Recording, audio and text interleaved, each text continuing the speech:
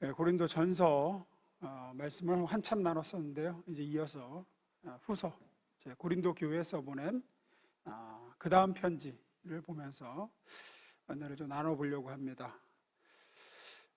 내용이 좀 되는데요. 본문을 좀 한 절씩 보면서 설명을 좀 해나가겠습니다. 먼저 3절, 4절입니다.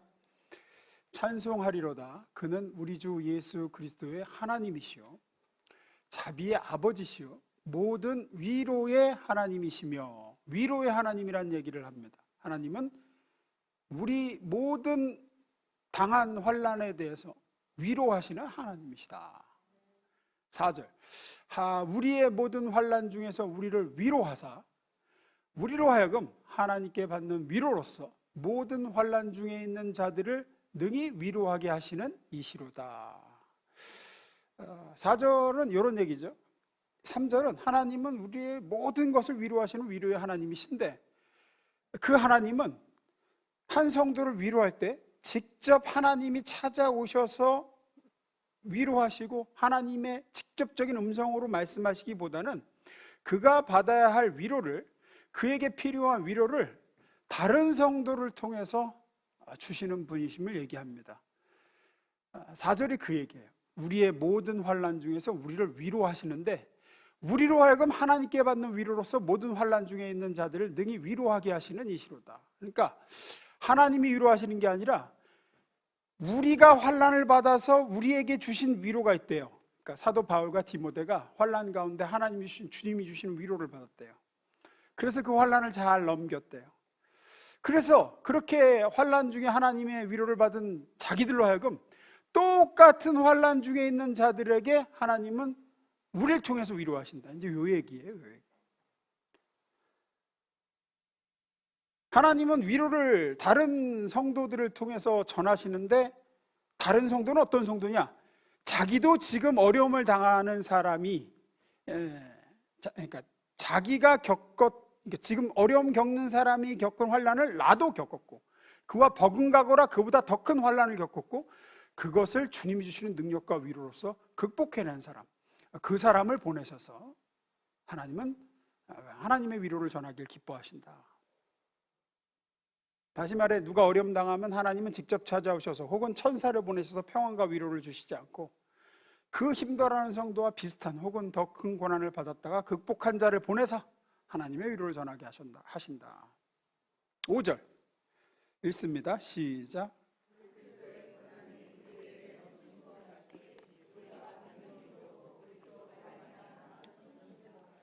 그러면서 무슨 이야기를 하냐?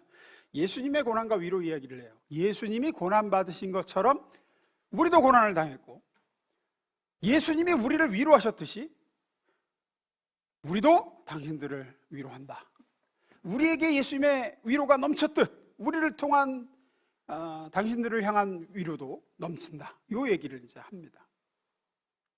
6절, 우리가 환난 당하는 것도 너희가 위로와 구원을 받게 하려는 것이요, 우리가 위로를 받는 것도 너희가 위로를 받게 하려는 것이니 이 위로가 너희 속에 역사하여 우리가 받는 같은 고난을 너희도 견디게 하느니라.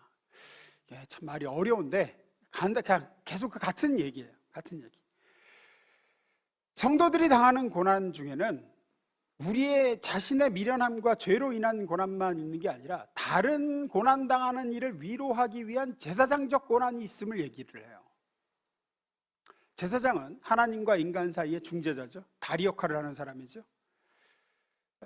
그래서 우리가 과거에 혹은 지금 겪고 있는 어려움이나 고난이나 상처들은 결국은 재료가 된다는 거예요.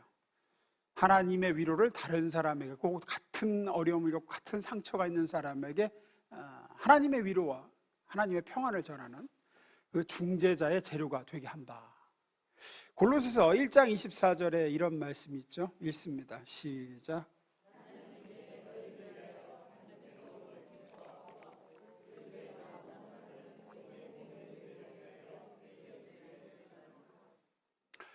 전에도 다룬 적이 있는데, 여기 말하는 그리스도의 남은 고난이란 예수님의 대속에 우리의 죄값을 갚아주신 십자가 사역이 아직 모자라서, 십자가의 피로는 모자라서 우리가 마저 고난을 당해야 온 인류의 대속이 이루어지는 그런 의미에서의 남은 고난이 아니라, 대속의 고난은 이미 죄값을 차고 넘치게 지불하셨어요.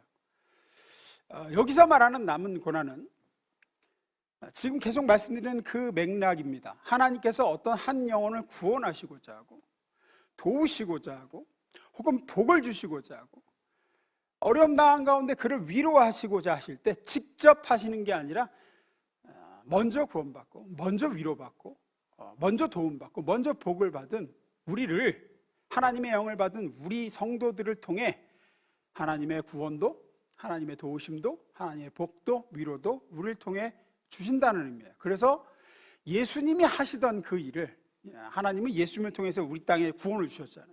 예수님을 통해서 치유를 주셨고, 예수님을 통해 위로도 주셨고, 예수님을 통해서 능력을 주셨는데, 이제 예수님이 승천에 가셨기 때문에 그 예수님이 하시던 사역, 그 남겨진 사역을 우리가 담당한다라는 의미에서 그리스도의 남은 고난이라는 얘기를 하는 겁니다. 그래서 성도는 예수님과 같은 제사장적 사명, 즉 하나님과 인간 사이의 중개인의 사명을 띠고 파송을 받아 하나님의 구원도 전하고, 하나님의 도움의 손길도 전하고, 하나님의 복도 전하며 하나님의 위로도 전해주게 됩니다. 그게 예수님의 남은 고난이에요. 우린 그 일을 하기 위해 구원받았음에도 천국으로 바로 안 가고 여기 이제 남아있는 이유 중에 하나인 거죠. 다시 그래서 6절 상반절 봅니다.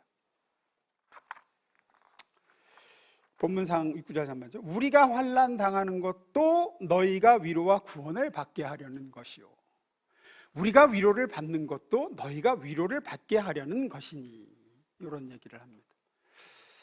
하나님께서 예수님을 이 땅에 보내사 우리가 구원과 위로를 받을 수 있었던 것 같이, 아직 주님을 알지 못하는 영혼들이나 환난당하여 무너지고 연약한 성도들을 위하여 예수님은, 하나님이 예수님을 보내신 것처럼 예수님은 우리를 그들에게 보내셔서 그들에게 하나님의 구원을 전하시고 그들에게 하나님의 위로를 전하신다. 그래서 이 땅의 성도들의 삶은 고달플 수밖에 없습니다. 그게 예수님의, 그리스도의 남은 고난이에요. 우리는 끊임없이 하나님의 통로가 되어 누군가에게 구원을 전하고, 누군가에게 하나님의 도움의 손길이 되어 도움을 주며, 섬김의 손길이 되어 그들을 섬기고, 위로의 손이 되어 그들을 위로하는 역할을 계속 감당해야 되죠. 그리스도인이라면 누구나 이 사명을 받았습니다. 예수께서 하나님께로부터, 아버지께로부터 보냄을 받으사 우리를 위해 고난을 당하심으로 우리를 이해하고 우리를 위로하실 수 있으셨던 것처럼, 우리도 보냄을 받아 고난당하고 그로 인해 고난당하는 자를 이해하고 위로할 수 있게 하셨다는 겁니다. 이게 바로 우리가 환난을 당함이 너희를 위함이고 우리가 위로를 받는 것도 너희의 위로를 위함이다 라는 얘기예요. 마지막 7절입니다. 읽습니다. 시작.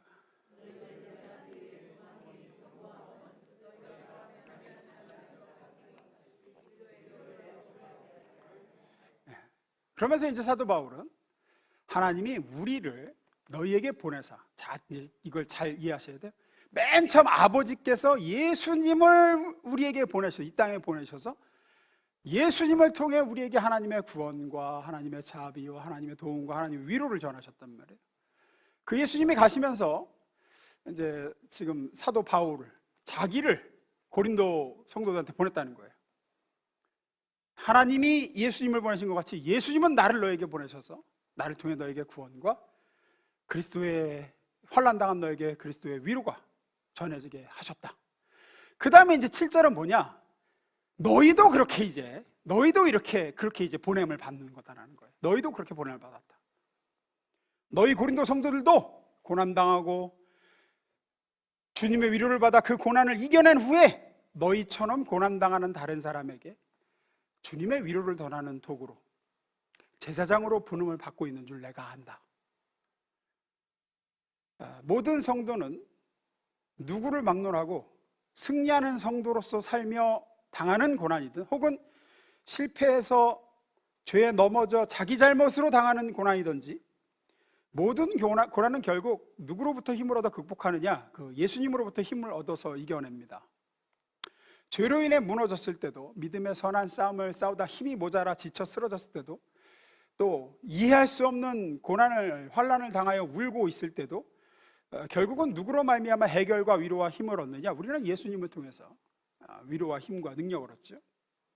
그것과 똑같이 죄로 인해 무너진 영혼을 위해, 신앙의 경주에 지쳐 쓰러진 성도와 환난 당하여 울고 있는 심령들을 위해 주님께서 나에게 그렇게 위로를 주셨던 것처럼 그렇게 위로받아 다시 일어난 나를 쓰러진 영혼들에게 보내십니다. 나로 하여금 증언하게 하고, 나로 하여금 그 사람을 업고 가게 하고, 나로 하여금 그를 위해서 기도하게 합니다. 그러기 위해 나로 먼저 비슷한 고난을 당하여 그 받은 바 고난으로 그를 참으로 위로할 수 있는 자가 되게 하십니다. 그가 넘어진 죄에 나도 넘어지는 경험을 미리 하게 하사 먼저 된 자로 나중 된 자가 죄를 이기고 극복할 수 있게 돕는 일을 우리를 통해서 하게 하십니다. 이것이 지금 본문에서 얘기하는 성도가 당하는 많은 곤란과 환난의 진정한 정체 중 하나라는 거예요. 하나님은 그 일을 맡기시기 위해서 너희에게 고난들을 허락하시고, 또한 그 고난 가운데 이겨낼 힘과 위로도 허락하시는 거다. 그래서 내가 예수님의 제자로 부름받았고 크리스천으로 구원받았는데 지금까지는 아무런 환난 당함이 없다 그러면 어떤 면에서 여러분은 주님께서 여러분을 쓰고 있지 않은 사람이라는 얘기가 됩니다. 예수님을 따르겠다는 사람에게 예수님이 이렇게 말씀하신 적이 있죠. 여우도 굴이 있고 새들도 집이 있으되 인자는 머리 둘 곳이 없도다. 이게 무슨 얘기냐면, 너 나를 따라온다는 게 무슨 의미인지는 알고 따르겠다고 하는 거냐.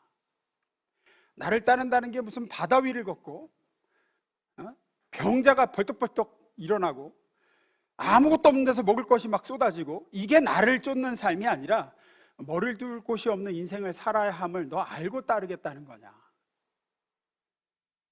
나를 따른다는 것은 먼저 고난을 겪고 그 고난을 하나님의 능력으로 이겨내고 하나님의 위로로 이겨내고, 그 다음에 같은 고난을 당하는 자에게 가서 하나님의 위로와 구원을 전하는 일이다, 이런 얘기를 하시는 거죠. 현대 교인들의 신앙에 가장 심각하게 복음에서 벗어난 문제 중 하나가 바로 이 문제입니다. 예수를 믿고 따르는 신앙을 자기 욕심을 채우는 방법과 수단으로 생각을 해요. 자기가 하고 싶은 것을 신앙이라는 이름으로 하나님 앞에 떼쓰는 것을 믿음이라고 하지 않습니다. 자기가 하고 싶은 대로 모든 일이 척척 이루어지고 형통하는 것을 복받았다고도 하지 않습니다. 복음은, 신자는 누가 더 많이 인간의 연약함과 죄의 무서움을 직시하고 체험하고 그리고 주를 의지하여 극복했느냐의 싸움입니다. 그러지 않고서는 우리는 아무에게도 주님의 참된 위로를 전할 수가 없습니다. 이 과정을 거치지 않은 사람은 가서 이렇게 하니까 됐더라, 저렇게 하니까 되더라, 너도 해봐라, 이런 도움 안 되는 말밖에 못합니다. 기도해봐, 금식해봐, 작정기도 해봤어? 이건 위로가 아닙니다. 이건 주님의 위로가 아니에요. 우리는 사람들이 죄로 말미암아 겪는 모든 일을 절대로 다 이해할 수 없습니다. 사람들이 겪는 환난을 그 입장이 돼보기 전에는 절대로 모릅니다. 죄와 고난이란 우리가 이해할 수 있는 것보다 훨씬 더 무섭고 훨씬 더 처참합니다. 그냥 옆에서 지켜보기만 해도 그렇습니다. 우리가 이해할 수 있는 영역은 내가 겪은 부분뿐이에요. 그 부분에서만 어느 정도 공감이 가능하고 그 부분에서만 어느 정도 압니다. 고난이 얼마나 무서운 건지, 사람을 얼마나 무너뜨리는지, 사람이 죄로 인해 어디까지 치사해질 수 있고 연약하면 이기적인지, 자기가 넘어지고 실패한 속에서 그 정도만 압니다. 그 이상은 모릅니다. 그리고 그 가운데서 주님이 주신 위로와 힘으로 다시 일어섰을 때 그 부분에서는 우리는 나와 같은 환난을 당해 넘어진 자를 일으켜줄 힘이 있고 위로할 능력과 자격을 갖추며 동시에 의무가 생깁니다. 비유하자면 나 자체가 영적인 백신이 됩니다. 백신이 만들어지려면 일단 고난당해야 되는 거 아시죠? 백신이 어떻게 만들어지는지 아세요? 일단 백신이 만들어지려면 약화시킨 병원균을 체내에 주입해서 항체가 형성되도록 하는 게 백신입니다. 그렇게 만들어진 백신은 같은 병원균에 대해서 면역력을 제공하죠.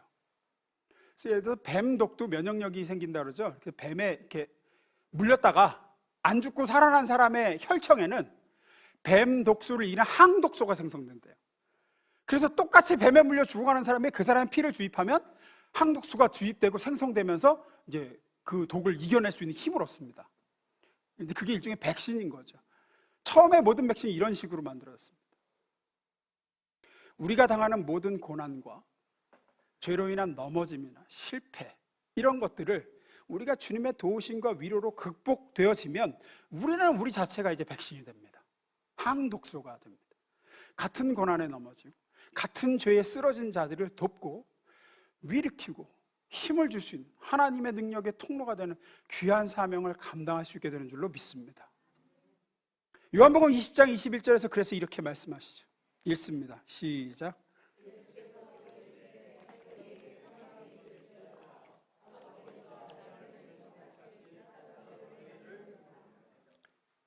전에도 이 말씀을 나눈 적이 있는데 우리 신자들은 세상에 어떤 존재로 하나님께 의도되어 있느냐 하면 복받고 형통 자기 하고 싶은 거 다 이루어지고 원하는 거 다 되고 나 예수 믿어서 고난 안 당해서 그냥 그렇게 살다가 천국 가는 그렇게 의도되어져서 우리가 부름받은 게 아니라 하나님 아버지께서 예수 그리스도를 세상에 보내신 것과 같이 그와 같은 보냄받은 존재로 의도되어지고 부름받았다는 거예요. 그러면 예수님은 하나님에 의해서 이 땅에 보냄받을 때 뭘 위해 보냄받으셨습니까? 잘 먹고 잘 살고 예수님이 떵떵거리고 그냥 예수님 원하는 대로 다 되고 뭐 어려움 하나도 안 겪고 그렇게 보냄받으신 게 아니죠. 그가 상함으로 우리가 나음을 입고 그가 채찍에 맞음으로 우리가 나음을 입고 그가 피 흘려서 우리가 깨끗함을 받고 그런 존재로 보냄을 받으셨어요.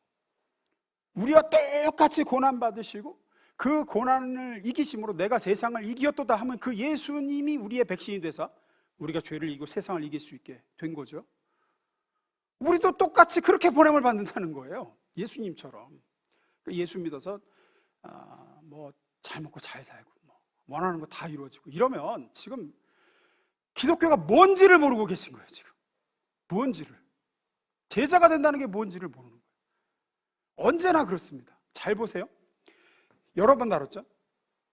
베드로를 향해서 십자가에 못 박히시기 전날 예수님께서 이렇게 말씀하시죠. 여러 번 읽은 구절 31절 32절. 시몬아 시몬아 보라 사탄이 너희를 밀가부로도 타려고 요구하였으나 그러나 내가 너를 위하여 내 믿음이 떨어지지 않기를 기도하였노니 너는 돌이킨 후에 내 형제를 굳게 하라. 잘 보세요. 내가 널 위해 중보해서 너를 건졌다. 사탄에게서 그렇게 건진 너를 내가 다시 보낸다예요. 너는 그 사단의 시험에서 나의 중보로 말미암아 그걸 극복한 이후에 너는 너 자체로 백신이다. 너도 가서 너하고 똑같이 마귀에게 시험당하는 자를 위해 기도해 줘야 된다. 그 사명이 있다는 얘기를 하는 거죠. 모든 게 이렇습니다. 모든 게 이렇습니다. 구원도 마찬가지입니다. 내가 너를 구원하였으니 너도 가서 네가 받은 구원을 전해 줘야 된다.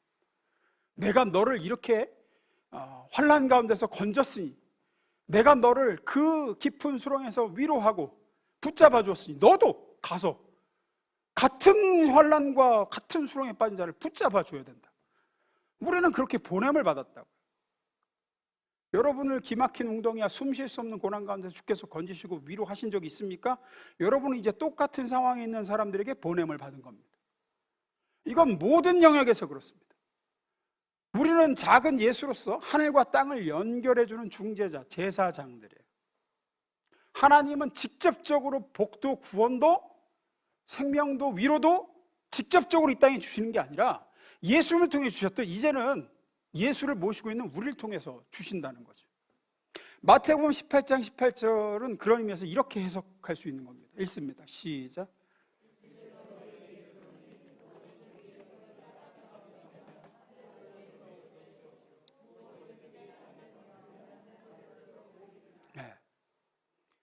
우리는 이것을 그저 기도 응답 정도로만 이해하는데, 물론 기도 응답에도 적용이 되는 말씀이긴 합니다. 하지만 더 광범위한 의미죠. 우리가 매면 하늘에서도 매이고 우리가 풀어야 하늘에서도 풀리는 존재다. 너희는 그렇게 중간자 역할을 하는 존재.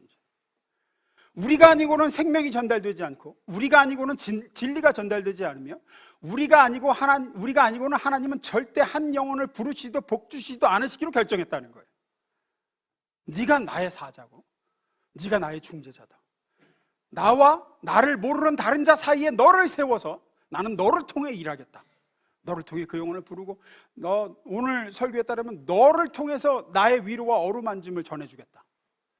네가 풀지 않으면, 네가 움직이지 않으면 나도 움직이지 않는다. 네가 손 내밀면 나도 그에게 손을 내밀 것이다. 네가 바로 요즘 애들 말하면 아바타인 거죠. 아바타. 이것은 아브라함 때부터 시작된 하나님의 구원 사역에서 일관된 방법입니다. 땅의 모든 족속이 너로 인하여 너로 말미암아 복을 받아.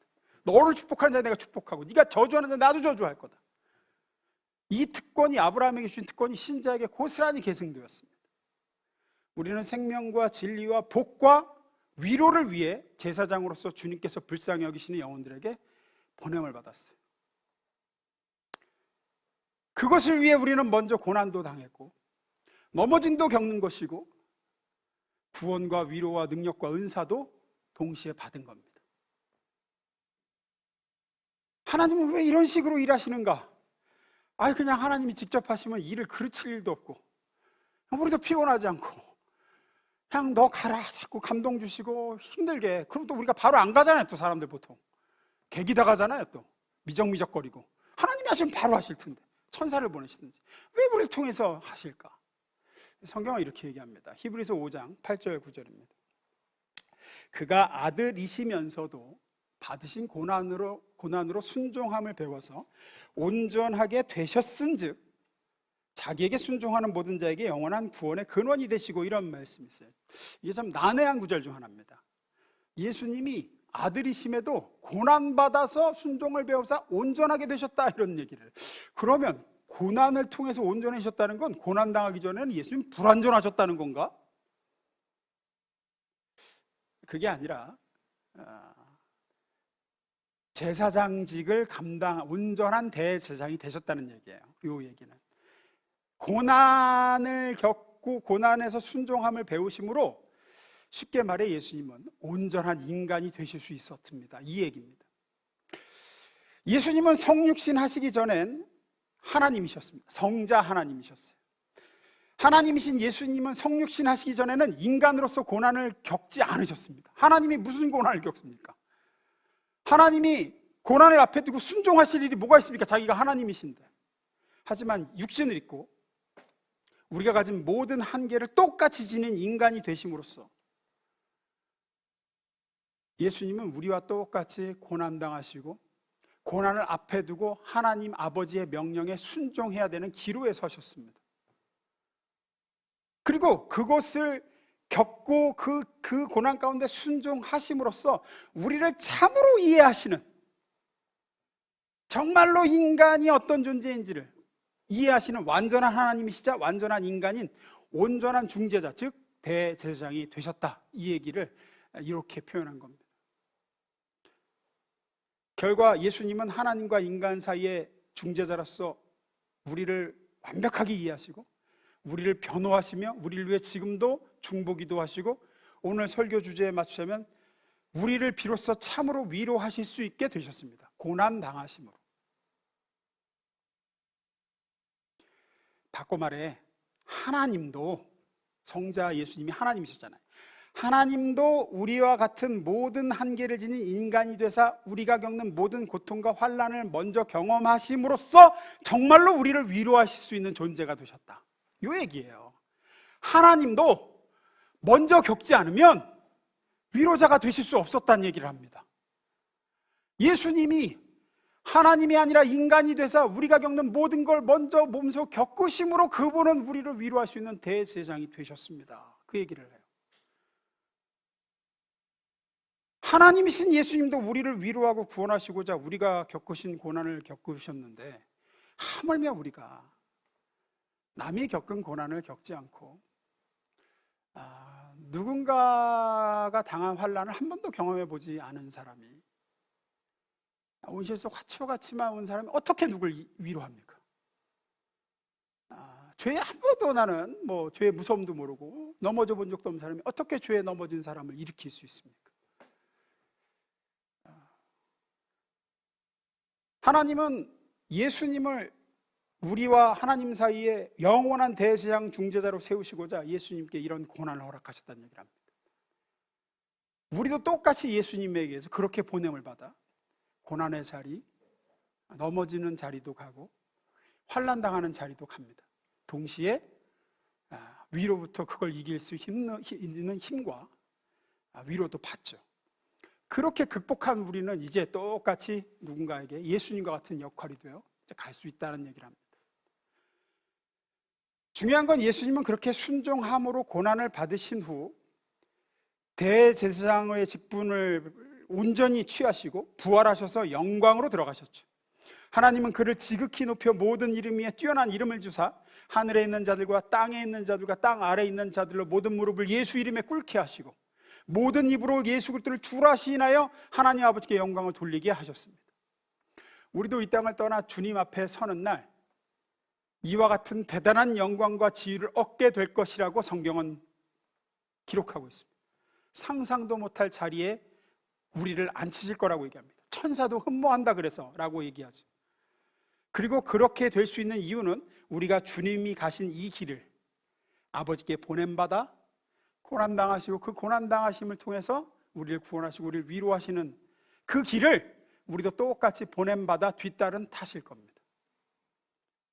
하나님은 이 예수님의 영광에 동참시키시고자 그 온전하심과 영광, 사람을 살리고 세우고 위로하는 그 기쁨에 우리를 참여시키고자 우리에게도 예수님이 당하신 고난을 당할 것을 요구하시고 예수님의 손과 발이 되어 같은 고난당한 자를 위로하게 하심으로써 예수의 영광과 기쁨을 함께 누리도록 의도하시는 겁니다. 하나님께서 무슨 꾸정물에 손 담그기 심으셔서 야, 네가 좀 먼저 고난 좀 겪고 네가 가서 좀 위로해, 이런 게 아니라는 거예요. 예수님의 온전하심과 영광에 동참시키고자 우리에게도 예수님과 같은 사명을 맡기시고 지금도 우리에게 그 일을 맡기십니다. 제가 오래전에 이런 말씀을 드렸죠. 상처가 사명이다. 왜 하나님은 그런 상처를 내게 겪게 하셨는가? 왜 지금 나는 이런 환난을 당하고 있는가? 오늘 본문은 전혀 새로운 시각을 제공하죠. 그것은 너를 예수님과 같은 중재자요, 구원을 전하는 자요, 하나님의 위로를 전하는 자로 세우사 너와 같은 환난 당하는 자를 살리고 주의 위로를 전하며 훗날에는 예수님의 영광에 참여시키고자 하십니다. 그러니 이와 같은 영광스러운 직분을 외면하지 마시고 여러분 주변에 여러분이 당한 고난을 겪은 자들이 있으면 꼭 가서 손잡아 주시고 그를 위해 기도하셔야 되고 예수님의 손과 발이 되어 찾아가 붙잡아 주시고 넘어진 자를 일으켜 주시는 이 복된 사명을 다 감당하는 저와 여러분 되시기를 주의 이름으로 축원합니다. 기도하겠습니다. 사랑해 주님.